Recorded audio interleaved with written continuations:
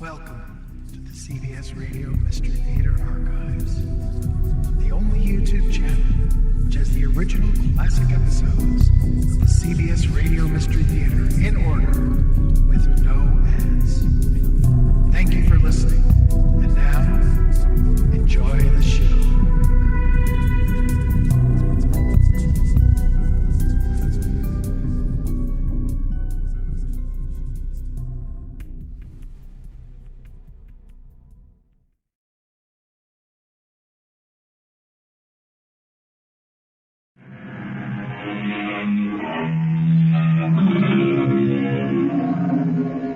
Come in.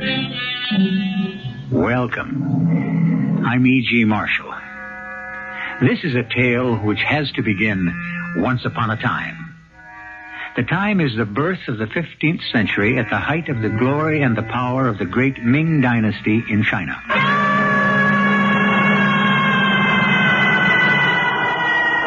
The water clock has struck the hour in the Ta Chung Zi, the tower of the great bell. And as the great tone dies away, there is an after-echo that sobs. There is not a child in Peking who does not know the legend of the bell. I can't do that. I'm a free man. Not so free, Ming Yi. You are marked for death if the bell fails. How can you know that? Am I not the enchantress, Mara? Am I not a witch? Have I failed to cast my spell on you?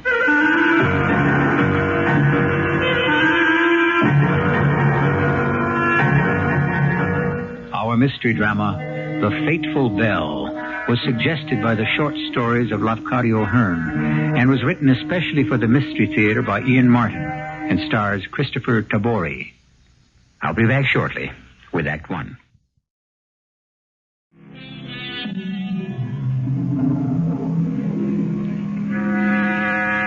In the year 1406, during the reign of the celestially august Yang Lo, son of heaven, there dwelt in Peking an esteemed mandarin by the name of Kuan Yu.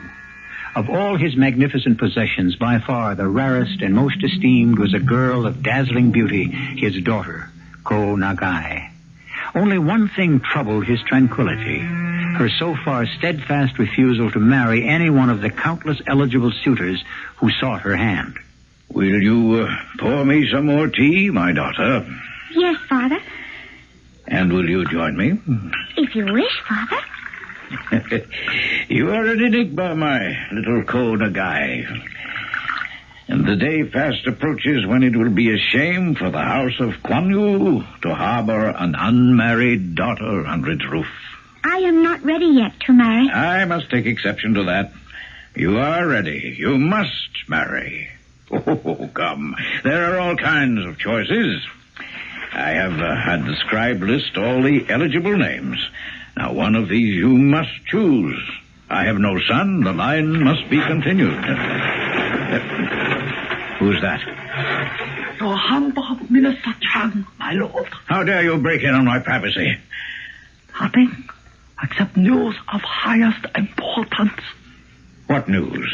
A courier has just arrived from the court of the illustrious Yang Lo, son of heaven, with this urgent communication. Well, what is the matter of it? We cannot know that, Excellency, until the seal is broken. Then break it, break it.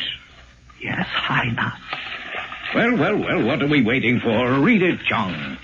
By your command, my worthy Kuan Lo, I am most happy to tell you that we wish to confer on you a great honor.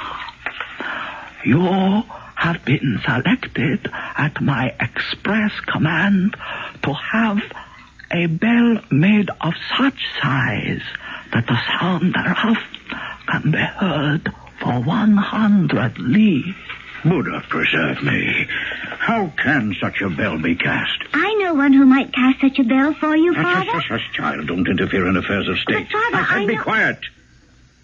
Let us hear the rest of this bad news, Chang. It is further ordained that the voice of the bell shall shall be strengthened with brass, and deepened with gold, and sweetened with silver. Oh, this is too much. And that the face and great lips of it should be graven with blessed sayings from the sacred book. How can this be afforded?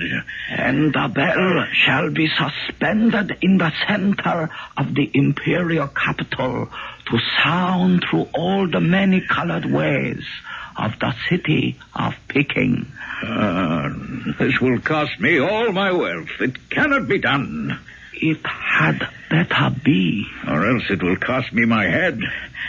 Oh, I promise I shall make the bellsmith who can shape it and cast it a personage of only slightly lesser rank than myself. Father, I do No, daughter, don't bother me now. Leave us. Yes, Father. I go. Problems. The delectable damsel Konagai should be no problem to your worthiness. She is now of great advantage to you. How? By her marriage. You a fool. Now, of all times, how can I afford her marriage portion? What dowry can I offer the man who takes her? This precious little princess? Oh, any man would offer a king's ransom to possess her. Let your daughter pay for the bell. No, I will see my daughter married, but I will not sell her to the highest bidder. It shall be to the man of her choice. Or as close to that as she can hope for.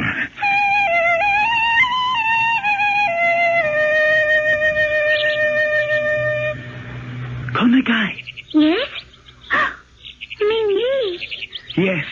Oh, where are you? Hidden in the bushes. Is it all right? Oh, yes. Come to the summer house.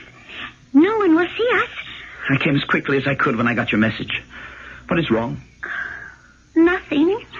Well, then, why are you looking at me like that? You are so beautiful, Ming-Yi. Seeing you always gives me little shivers and reminds me, as if I needed to be reminded, how much I love you. As I do you. Oh, but what's the use, Konagai? You are the daughter of a mandarin, and I'm only a peasant. You are not. You may be the son of a peasant, but you are a great artist. That still must be proved. Did you not cast the great gold candlesticks for the throne room, and the polished brass bowl for the fruit, and the silver heron my father gave me for my birthday? They were made in the foundry with others' help. But the heron I made alone. I know. How? It was too special to have been made by anyone else's hands. It was made with love. That is when I fell in love with you. But this wondrous thing is happening. That is why I sent for you. What wondrous thing? Now sit with me and listen. The Emperor has commanded my father to have made a huge bell that can be heard for 100 li. 100 li? Yes. And it is to be made from iron and brass and gold and silver. And with the face of it graven with blessed sayings. Oh, that's not possible. It must be. It is the Son of Heaven's wish. Even if it were, what is this to do with me? You must make the bell. Me? Why? Because my father has promised that whatever bellsmith can shape it, he will elevate to a rank only slightly less than his own. And if he did that for you, then there would be no obstacle to our marriage. Konagai, it's only a dream. Why? Because to build such a bell will take hundreds, no, more than that. Every artist and artisan in the state, even if it can be built. But why shouldn't it? I have not enough knowledge to speak my mind. Well, then hold your tongue and believe with me that it will be shaped and that you will be part of it, if not responsible for all of it. If I fail, your father may hand me my head. Would you not risk that to win me? Gladly. Then rest assured you will not lose your head.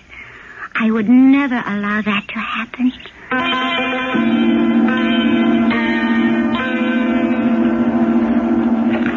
I have leafed through all these drawings and sketches for the bell chung till my head is dizzy. I don't know who to put in charge of the casting and shaping. Trust the master, Li Po. Yes, perhaps you're right. Very well, let it be his task to accomplish. The decision is made. Yes, my lord. I'll inform him straight away. Oh, your daughter desires audience with you. Send her in. The great lord awaits you, Konagai. Thank you, gracious child. I pray the parent will excuse me for intruding. It is about the bell for the Tachunzi. I wish to suggest an artist who might create it for you. Who? His name is Ming Yi Tianchu. I do not know him. Oh, yes, you do. It was he who cast the great gold candlesticks and the polished brass fruit bowl and the silver heron you gave me for my birthday. What nonsense is this, child? The candlesticks and the bowl were from the master Li Po. But the silver heron was from Ming Yi. Well, as you say, but what would you have me do? Let Ming Yi make the bell. That is folly, my daughter. To create this bell, if it can be created, will take all the recognized masters of the bellsmith's art. My decision has been made already. The bell will be cast by Li Po.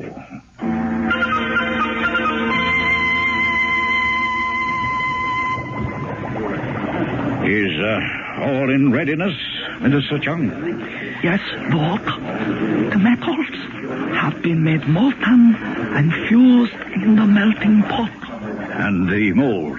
As your greatness can see, the earthworks are all in place. Then signal Li Po that the pouring may commence. Your command is only to be obeyed.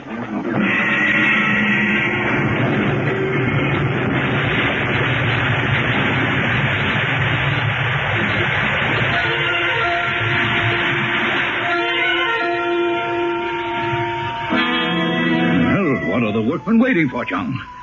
The metal must have time to cool before they dig away the cast, my lord. How long? I do not know. Do you wish me to inquire? No.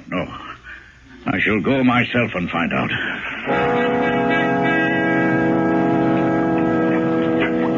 Are you removing the casting now? Yes, my lord. Then why do you stand leaning on your shovel, not working with the others? Because I am sick at heart that we have failed. Failed? How? The metals have rebelled against each other. The gold scorned alliance with the brass. The silver would not mingle with the molten iron. Just as I suspected. What is your name? Tian Chao, my lord. Surnamed Ming Yi. And you are sure that the bell is a failure? Listen. I strike my shovel against it, and there's no voice. I cannot believe you. I must seek out Li Po and find the truth. So, the bell is a failure, huh? Who are you? A bearer of good tidings for you. This day you have made a success. I don't understand. You have gained the favor of my mistress. She summoned you to her presence. Who is your mistress? Her name is Mara. Mara? The lady of the Black Jade Tower? But they say she is an enchantress. You have the opportunity to find that out for yourself. Unless, of course, you are afraid. No, I'm not afraid. Then let me lead you to her.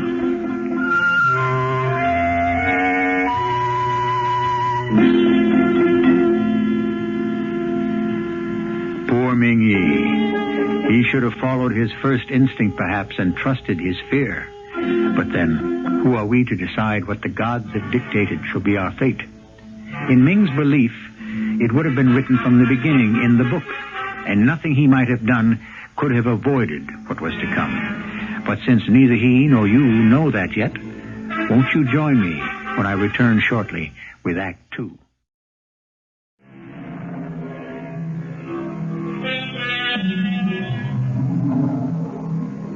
In a kind of spell, Ming Yi obediently followed the manservant who had been sent to summon him to the presence of the mysterious woman named Mara, whom all of Peking believed to be a witch. He was shown into a reception chamber, vast, cool, and fragrant with the scent of blossoms. Noiselessly, Mara entered from another door. Her beauty is matchless. Her hair woven with the blossoms of the Chu Sha Ki. Her robes of pale silk shimmering with shifting tints. May I humbly beg you to sit? I should be honored. You will join me in some tea. It would give me great pleasure. If I am not mistaken, my respected visitor is Ming Yi. That is correct. I do not need to inquire your Grace's name. It is long enough. But for you, it shall be simply Mara. Tea. Thank you. And I shall call you Ming. May I tell you that you are beautiful? What? I looked down on you today from the balcony, stripped to the waist, your muscles rippling in the sun, glistening from the sweat, as you dug so powerfully into the earth. And my heart was faint. I don't know what to say. In time, I will teach you. But for now, I shall do the talking. The bell was a failure. Yes. The metals failed to fuse. I can tell you how to fuse them. How? Not so fast. First, I would want something in return. What have I got that I could offer someone so rich and powerful as you? Yourself. Me? To be my willing slave. I can't do that. Why not? Because you think yourself in love with Konagai, and her with you. Because I know that. I, Mara, tell you this bell can never be completed without the priceless ingredient only I know. The catalyst that will cause it to fuse. Now, will you be my slave? No. Do you find me so unattractive? It isn't that, your ladyship. I'm not of your rank. Do you expect me to raise you to that? Oh, no, I want you as my slave. I can't do that. I'm a free man. Not so free, Ming Yi. You are marked for death if the bell fails by the wrath of the Emperor. How can you know that? Am I not the enchantress, Mara? Am I not a witch? Have I failed to cast my spell on you? Your incense mounts to my head and makes it whirl. I feel all my senses reeling. No, but I cannot give in. Perhaps what you need is time to get used to the idea. Go, young bellsmith. Ply your art any way you want. But you will be back, unless you wait too late. No, 1,000 times no. Who is this upstart you keep trying to interest me in? Are you in love with him? Yes, Father. The son of a peasant? You, a mandarin's daughter? He is an artist, and therefore eligible to as high a rank as we are. Once he has proved himself. He has. The silver heron. Hush, a plaything. What else has he done? It is not what he has done, but what he could do. Create this bell? Yes. Nonsense. When the greatest bellsmith in the empire has failed? Who else would risk it now? Li Po he's willing to try again. Knowing the risk? Knowing the risk. What could tempt him to take it? How much money could you offer a man like that to risk his neck? The man is a great artist, Konagai. There's the question of his prestige. He has to prove this bell can be created. Li Po? He is a fat, lazy pig who has used the talents of others all his life and borrowed them for his own. His only god is gold. Oh, no. You must understand, daughter, that I am desperate. The Great One has made a command. If I don't obey, my life is forfeit. And in any case, it is time you were married. You sold me to that filthy old man. Daughter, he is the foremost artist of our empire. Father, how could you? I will not be questioned. I am the Mandarin. My word is law. You are his, only if he succeeds. And now, the subject is closed. Oh, my darling, hold me close. It is hopeless for us. Hopeless. Perhaps it's better this way. How could it be better? I want to belong to you, not that disgusting old Lipo. You don't belong to him yet. I am promised. Once he makes the bell. If he can make the bell. If he does not, then we all are doomed anyway. The Emperor has commanded it. Maybe it's not so bad. Let Lipo fail another time, then perhaps your father would give me my chance. You think you can do it? I've been studying. Yes, I think it can be cast with the right mixture. Then what is it? Tell my father. Would he believe me for a moment? Besides, I don't know myself if it would work. Our whole life is foreordained. We must live it as best we can and hope. If only we could choose for ourselves. Free choice is extended to so few of us. I wish I knew how to make it work for us. I wish I knew so many things. I know only one. I love you. Forever, till death. Just say, I love you. I do. Now you. I love you, Konagai. Better than life. I love you. Better than life. Somehow we must take our fate into our own hands. Then let me be the one to do it.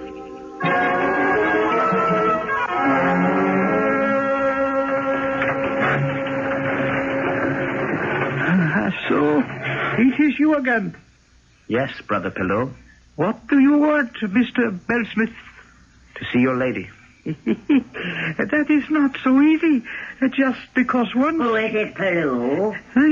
Foundryman Minghi, my lady. Oh, yes. I have been expecting him. Have him come in. So, you have come back, Mingyi. Yes, my lady. To hope that you are as kind as you are beautiful. To hope that beauty is kind is to believe in miracles. I want to believe in a miracle. I want to beg one from you. From me? Can you not create them? Of a sort, perhaps. Try me. Wondrous Mara, whose priceless beauty surpasses all the wealth of kings. Today, Lipo will try to recast the bell. If he succeeds, Konagai will be sold to him as his bride. So? She cannot be married to Lipo. He is old and jaded. It is disgusting to think he should even be allowed to touch her beauty. And what would you have me do about it? You said that you, and you alone, know the secret catalyst that will bind the silver and the gold, and the brass with the iron. That is true. Then I beg you, tell me the secret. So that Konagai can be yours? Yes. You are ready, then, to be my willing slave in all things? I cannot give you my love. Only my promise to be your creature in whatever way you desire. Not good enough, Ming-Yi. You think I would take you to myself, knowing your heart belonged to another? I would willingly sacrifice myself. Sacrifice yourself? Am I then so hideous, so hateful, that you give yourself to me as a sacrifice? No, I didn't mean that. Get out of my sight this instant! Please, don't be angry with me, gracious Mara. I don't know what I said. You rejected me. Not once, but twice. This time was unforgivable. What can I do to make amends? What can you do? Nothing. The die is already cast. And the bell? The bell, is it to be cast too by Lipo? Do not worry about your beloved Mingyi. Konagai will never belong to Lipo, and he will never make the bell. How do you know? You doubt my word? Come, give me your hand. Come with me to the fountain. Now, look deep into the waters that gather in the shell. What do you see? Only the stream from the fountain stirring them as it splashes. Look steadier. Look deeper. What do you see now? The fountain dies. The water in the well is still. Not a ripple. Like a mirror turned upside down, reaching to dark, unfathomable depths below. Oh, the water is clouding. A mist is rising from it. And now the mist is parting. The clouds fading. And far below I see... Does the casting go well, John? So far, Excellency, the metals have been poured into the mold. Depot informs me this time they will hold firm. What you are seeing is the future, Ming-Yi. But I haven't seen the result. Patience. That too will be revealed. What is it, Father? Are you ill? I am sick to my very soul, daughter. The bell? They stripped away the mold to reveal the metal below. The sides of it were cracked and fissured. The lips were slagged and split asunder. It was a failure. Then that means I am no longer promised to leave home. It means also that we are all resting on the mercy of Yong-Lo, the Son of Heaven, and that our lives lie twisting in the wind.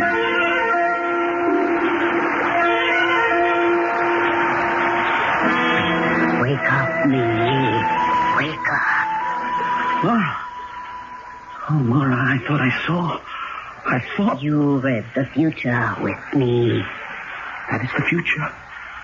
Then if Li Po is to fail, I still have my chance to... Do not be so hasty. What I showed you may be a spell, a dream. Now go home. Let the future prove the truth. I believe you have the power to read it. If you have, let me see what happens beyond. To borrow the future is to ask for disaster. Let it be. Let it take its course. What will be, will be. It cannot be changed. But what am I supposed to do? Can I make the bell? You believe you know how to, don't you? I think I do. Then what need have you of me? If I fail, I will surely drag everyone down to disaster. Then I will tell you. You will not fail. Now, does that satisfy you? It makes me happy beyond all belief. It is a miracle. Remember, miracles are born out of pain. There is a price for everything. And for miracles, it comes a little higher than most of us are prepared to pay.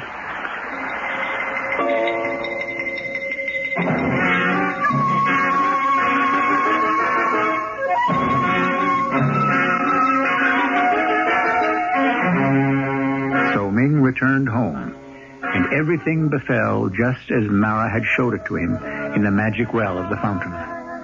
The second attempt at the great bell was a failure. Ko Nagai was saved from her bondage to the ungainly Li Po.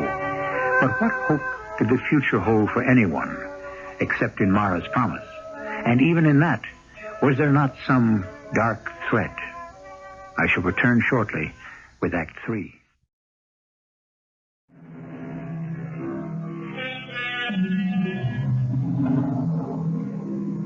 It must be obvious that all of our principles in this once-upon-a-time tale are living on borrowed time. Ultimate power not only corrupts, it establishes a short fuse on patience. So it was that the emperor, hearing of the second failure, sent his messenger to the Mandarin Kuan Yu with a fiery letter brushed upon lemon-colored silk and sealed with the dread seal of the dragon. Well, there's no point in delaying. Break the seal, Chung. Yes, Mandarin. Well, read it. Yes, Lord. Twice thou hast betrayed the trust we have deigned graciously to place in thee. If you fail a third time in fulfilling our command, thy head, those of your family, and all connected with the failure shall be severed at the neck.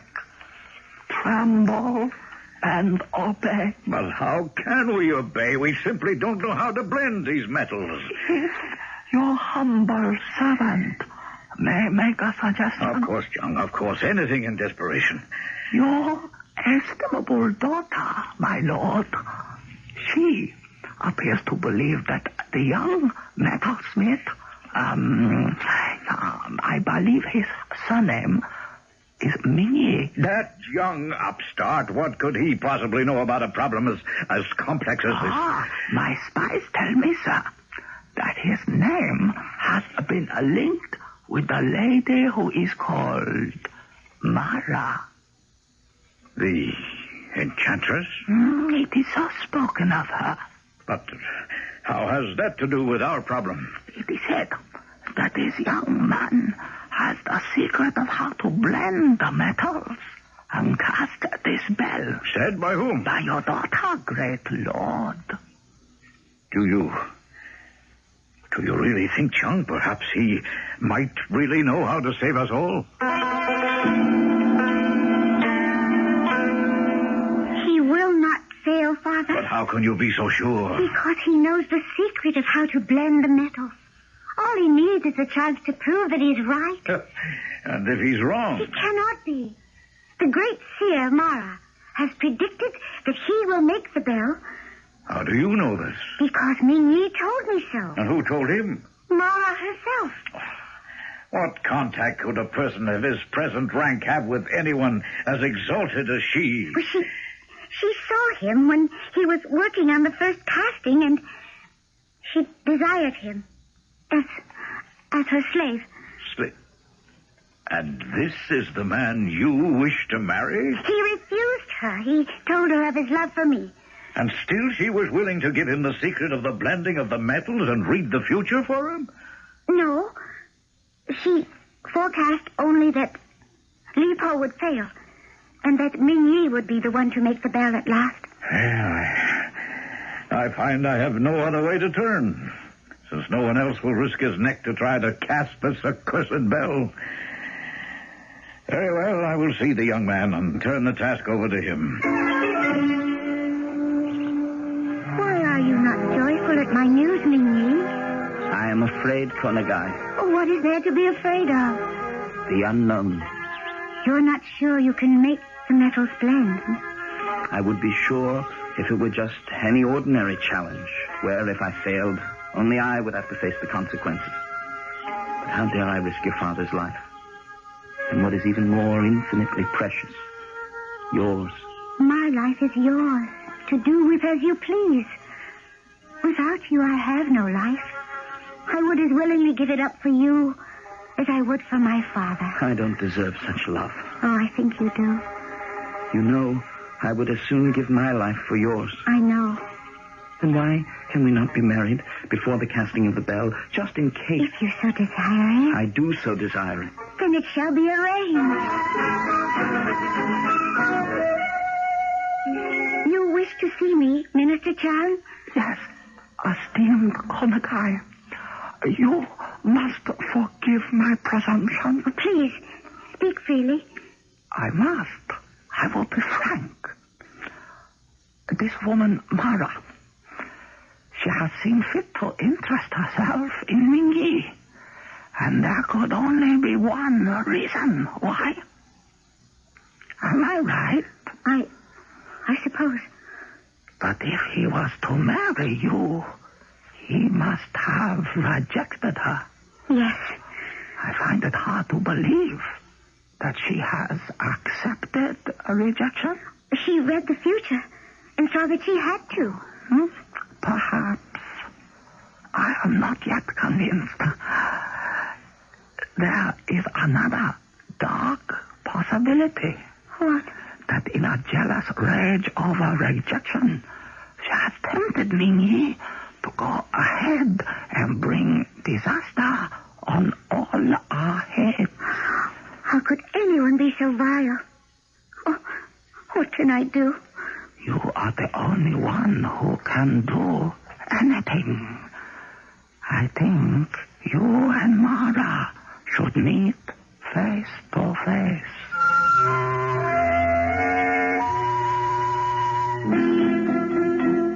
Your pardon, my lady. What is it, Paloo? There is one seeking audience.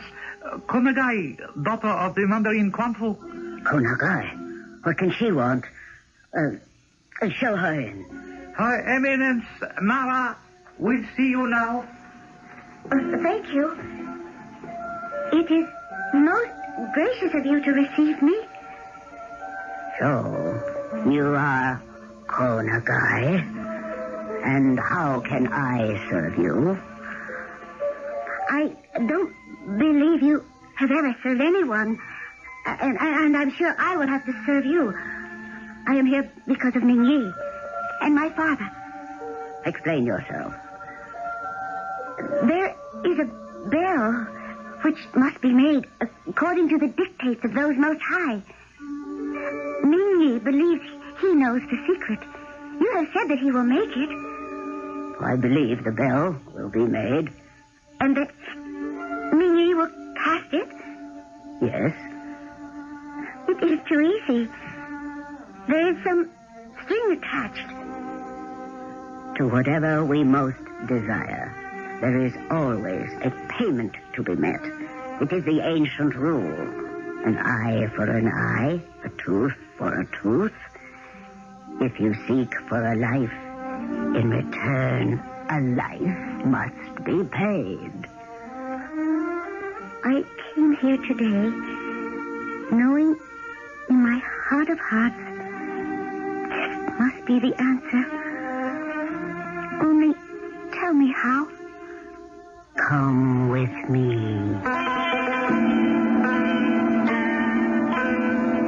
Gold and brass will never meet in wedlock. Silver and iron will never embrace until the flesh of a maiden be melted in the crucible, until the blood of a virgin be mixed with the metals in their fusion.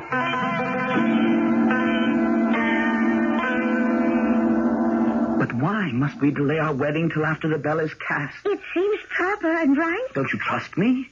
That I can make it at last? You have all my trust, because I know better than anyone that you can. Oh, my beloved, I wish I had your faith. Oh, believe in my faith. You cannot fail. Oh, hold me close, my darling. I'm afraid to hold you too close before we belong together. You will never know how much I ache for that moment.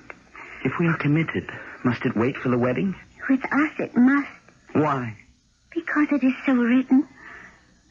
Good night, my love. Good night. Only till that bright morrow when the bell is cast, and I can have you for my own. I will dream of that day, even if it may never come.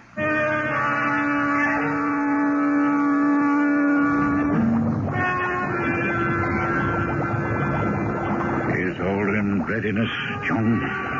Yes, Lord, on you. This time we must succeed. We can only hope. This time you will succeed. Have no fear. Ming, tell my father all will be well.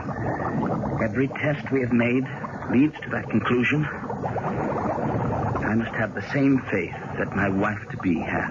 Never doubt it, my love. I shall make sure of it for you. John? Yes? What are we waiting for? Only your word, sire. Then give the signal to pour the metal. Your word is my command. No! Konagai, what are you doing? Sealing the future! John, stop her! For all of us! Father! Ming Yi! I die! Oh, my love. My love. Why? The curse of the enchantress. So the bell would ring true. If it does. I know now. that it will. And that we will have to live with it for the rest of our lives. What? What do you hold in your hand? A shoe. This dainty shoe. I reached for her, but it was all I could grasp. Is this all I have left of her? Wait, my son. Wait. If the gods desire it, she will live forever.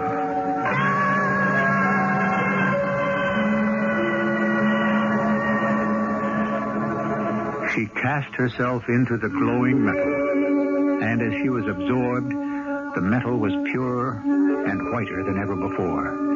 The ponderous casting was made, and when the metal became cool, it was found that the bell was in perfect form, and that the sound of it reached like summer thunder, deep and mellow, and yet with a strange after voice, like the cry of a woman for her lost lover. I'll be back shortly.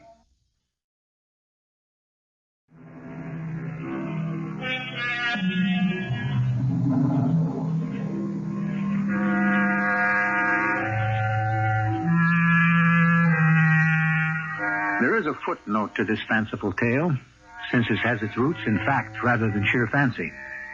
They say that the voice in the bell, if you can hear it, cries for something much more mundane than lost love. Only a lost shoe. Take your pick. I prefer to believe that this is one of the world's great stories of love unfulfilled. Our cast included Kristoffer Tabori, Evie Juster, and Ian Martin. The entire production was under the direction of Hyman Brown.